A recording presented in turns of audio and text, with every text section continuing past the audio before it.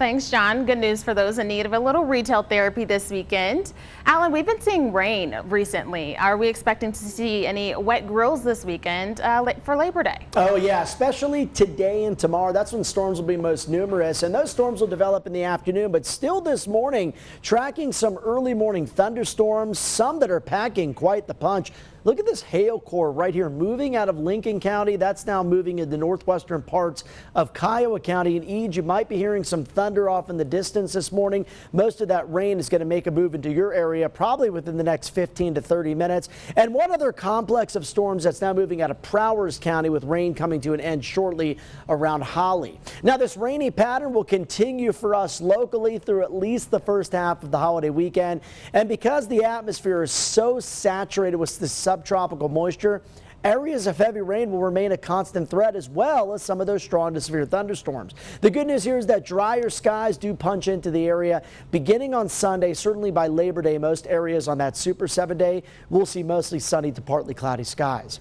Right now in the Springs, 59 degrees, drier pavement this morning, much like what we saw yesterday. Also dry this morning at the Riverwalk, where it's a mild 65 degrees. So of course, the big holiday weekend means a lot of big fun at the Colorado State Fair. And if you're heading out there on Friday, here's what you can expect. I think the first line of storms will move through the area between 3 and 6, so that could be quite wet. We might get a little bit of a break around the dinner hour, and then the potential that we could see a few storms develop towards the late night hours of your Friday night. High pressure still parked to our south. It's pulling in subtropical moisture and moisture from the remnants of what was once Tropical Storm Juliette. So this increase in moisture over the next 24 to 48 hours means this: more widespread or numerous showers and storms compared to the past few days. You can see by 3, rain is moving towards I-25, and that's that first initial round that could produce some severe weather into the eastern plains to the early evening hours. Then notice that secondary cluster of storms that could bring us some additional rain between about 8 and 11 o'clock tonight. We're mainly dry into Saturday morning, but as early as noon, storms begin to pulse up in the Pikes Peak region, and I think Saturday we will continue to see the threat for heavy rain, but storms might not be as numerous as what we'll see out there today.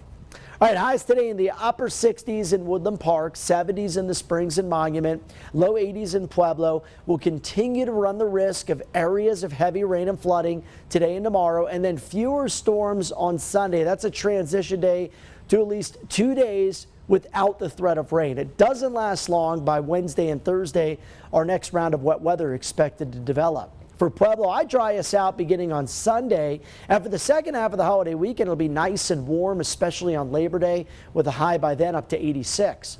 Canyon City, areas of heavy rain persisting today and tomorrow. Spotty storm Sunday. Drier skies both Monday and Tuesday. In Woodland Park, most days will feature a chance of rain, but right in the middle of that 7-day forecast. Labor Day, you get some sunshine and a high of 71.